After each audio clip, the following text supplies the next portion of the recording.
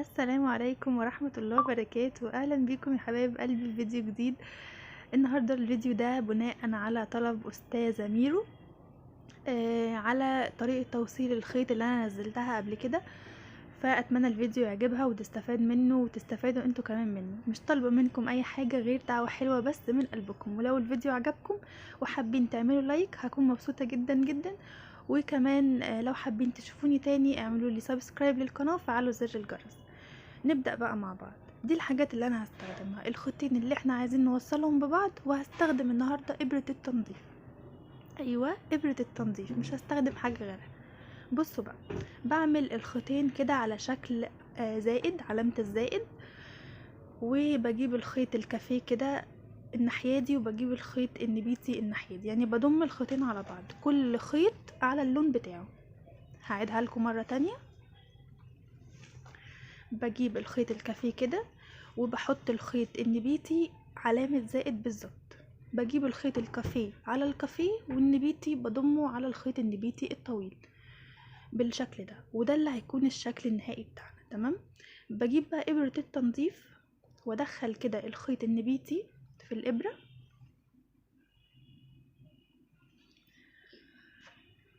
تمام، بالمنظر ده كده. استنى اقرب لكم.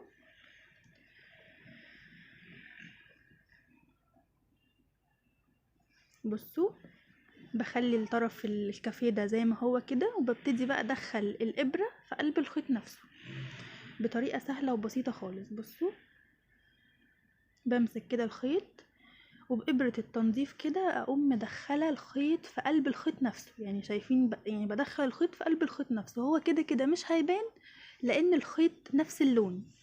فاهمين الفكرة؟ ان هو الخيط اصلا نفس اللون فمش هيبان. بدخل كده في الحواف بتاعة الخيط او الفتحات بتاعة الخيط كده حاجات بسيطة خالص.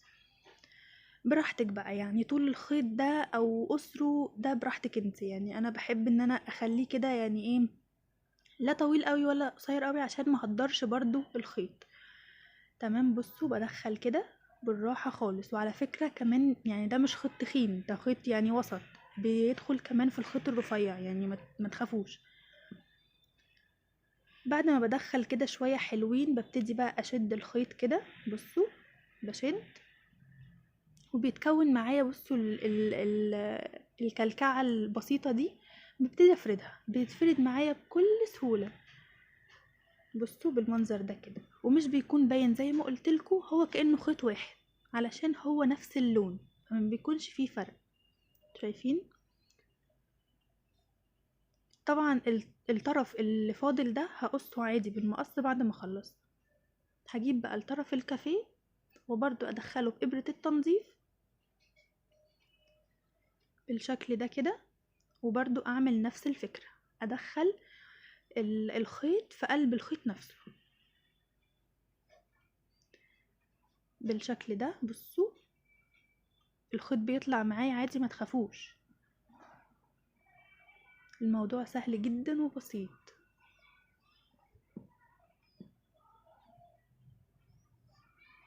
بكل سهولة. بصوا بدخل ازاي.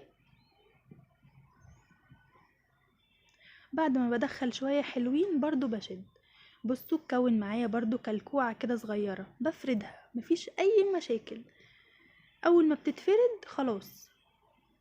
بصوا بقى بشد بقى، يعني على قد ما اقدر، مش هتتفك. الطراطيف دي هشيلها معاكم.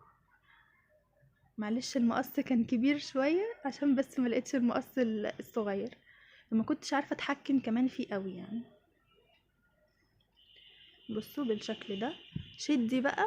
بصي يعني بشد بجد جامد والله، يعني مش بشد وخلاص. ما بتتفكش خالص، وما بقاش فيها عقدة مثلا من النص او كلكعة من النص ولا اي حاجة. شايفين؟ انا بحاول بس يعني اعمل لكم فوكس عليه اهو بالمنظر ده. شايفين؟ تبقى طبيعية جدا وشكلها يعني طبيعي خالص. ده كده الشكل. اتمنى تكون عجبتكم. هعملها مرة تانية. تمام. وان شاء الله يعني اللي معرفش يعملها اول مرة يعملها معايا تاني مرة. هجيب الخيط واعمله على شكل زائد كده، وطبعا مع الاستمرار مش هتعملوه بالطول ده، يعني هتعملوه حاجات بسيطة، بس انا عشان اعرفكم ازاي. وببتدي اضم الخيطين على بعض بالمنظر ده كده. بعد كده بجيب ابرة التنظيف بتاعتي وادخل الطرف ده، كل طرف بدخله في اللون بتاعه علشان ما يبانش معايا. معلش هي ممكن تكون بتاخد وقت شوية، عشان كده انا مش بحب اعملها كتير في الشغل، يعني بحب اعمل الطريقة اللي انا كنت منزلها لكم من يومين، لان سهلة معايا ويعني الكلكوعة الصغننة اللي بتبقى في النص دي مش بتفرق معايا قوي في الشغل، مش بتبان يعني. بس طبعا استاذة ميرو على دماغي من فوق، واي حد محتاج اي حاجة يكتبها لي في الكومنتات وهعمل لكم فيديو بيها باذن الله. بصوا بدخل ازاي،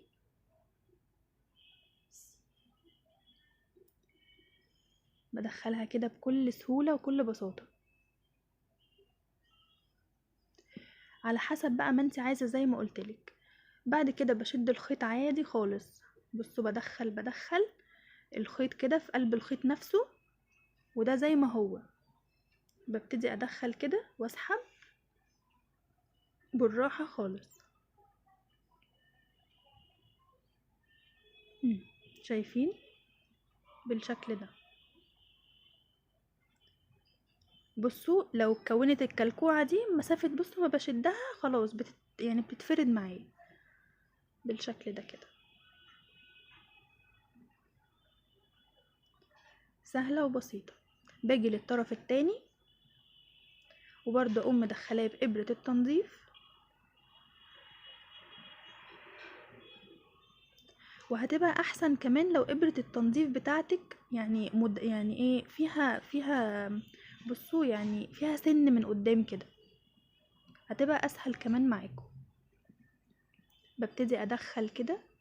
بصوا بحاول اعمل لكم والله فوكس على الصورة عشان تبان اوضح ان شاء الله، يعني تبان قدامكم.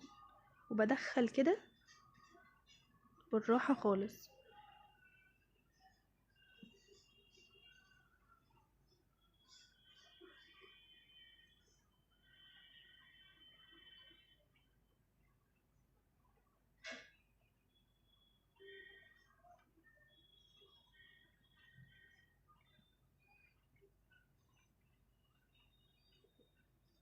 كده بصوا انا عماله، يعني انا عاده مش بعملها بالطول ده، بس انا بوريكم بفضل ادخل يعني براحتك على حسب ما انت عايزه بتدخلي بالطول اللي انت عايزاه. هي عامه بتبقى متينه جدا وما بتتفكش خالص، وبتبتدي تشدي. بصوا الكلكوعه اهي تمام. مسافه ما بشدها كده بصوا بالراحه خالص بتتشد معايا كده، وبتبقى شكلها لطيف وما بيكونش مكلكعه ولا بيكون فيها اي حاجه.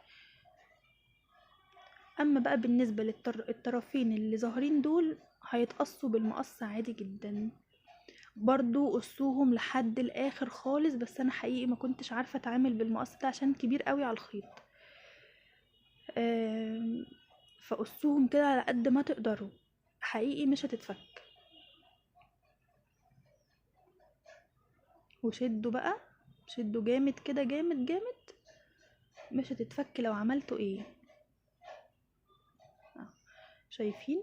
والطرفين حتى الحاجات البسيطة دي خالص، الأطراف اللي باينة بسيطة خالص دي قصوهم برضو لحد الآخر ومش هتبان. بس كده شايفين شكلها جميل ومفيهاش كلكعة من النص ولا أي حاجة. يا رب الفيديو يعجبك يا أستاذة ميرو ويعجبكم كلكم وتستفادوا منه. زي ما قلتلكوا دعوة حلوة بس من قلبكم دي كفاية عليا قوي بجد، ولو حابين ان انتوا تعملوا لايك هكون مبسوطة جدا جدا، ولو حابين تشوفوني تاني اعملوا اشتراك في القناة وفعلوا زر الجرس علشان اي فيديو جديد ينزل تشوفوه بإذن الله. بجد شكرا على متابعتكم، وشكرا ان انتوا بتدعموني وان شاء الله اشوفكم الفيديو اللي جاي على خير. بحبكم قوي. باي باي.